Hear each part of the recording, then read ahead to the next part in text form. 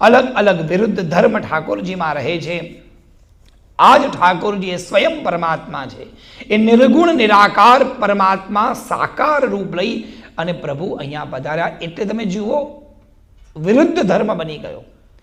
સમાજમાં એવું કહેવાય કે જે વાદળા ગરજે એ કોઈ દિવસ વરસે નહીં.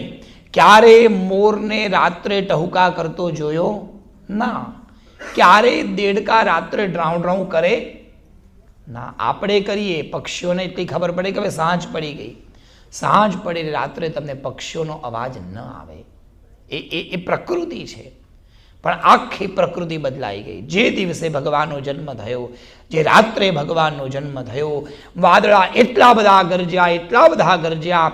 શાસ્ત્ર કહે છે કે ગરજતા વાદળા વરસે નહીં, પણ આજે ભગવાને વિરુદ્ધ ધર્મ પ્રગટ કર્યો. ગરજતા વાદળા પણ વરસવા લાગ્યા. તવ દ્રવક દ્રવક દાદુર રવ દ્રવકત ડહેકત મોર મલાર ગીરા.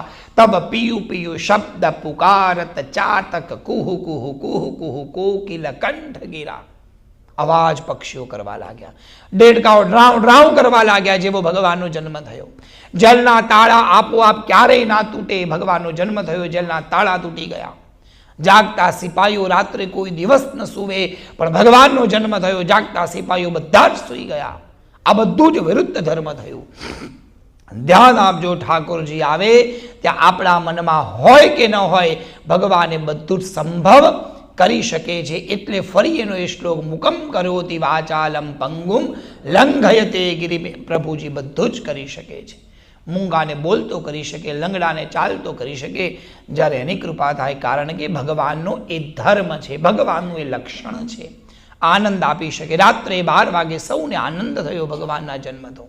એટલે પક્ષીઓ બોલવા લાગ્યા, વાદળા વરસવા લાગ્યા. એવો ભયંકર મેઘ વર્ષો કે લોકોને કલ્પના ના થાય. બધા સૂઈ ગયા. આપોઆપ જલના તાળા તૂટ્યા ને જલના દરવાજા ખુલ્યા. વસુદેવજીને આજ્ઞા થઈ પ્રભુની કે તમે પેલે પાર જાઓ, નંદ બાબાના ઘરે માને પધરાવી દો.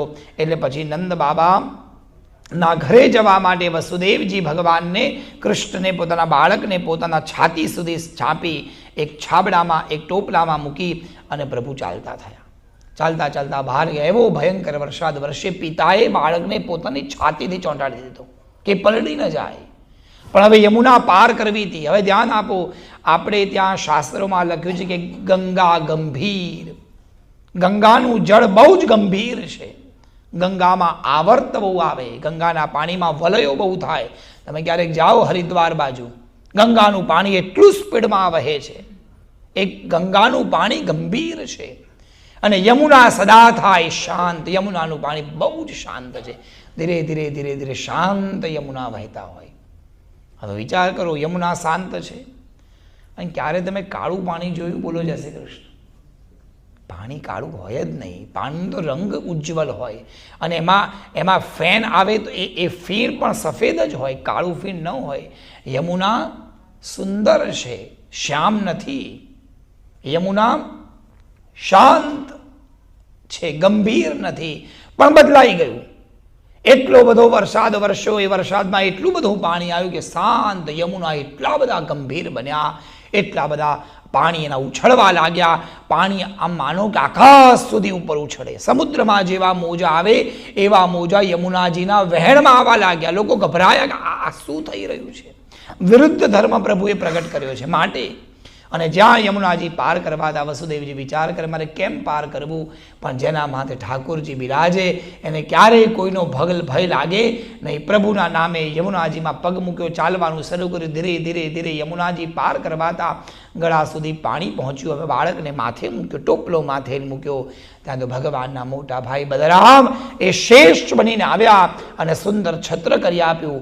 ભગવાન જરાય ન ભીંજાયા. અને જેવો પગ કૃષ્ણ ભગવાને બહાર મૂક્યો, ભગવાનનો પહેલો ચરણ સ્પર્શ એ યમુનાજીને થયો છે. સૌથી ઉત્તમ ભક્ત છે મા યમુના. સૌથી ઉત્તમ ભક્ત.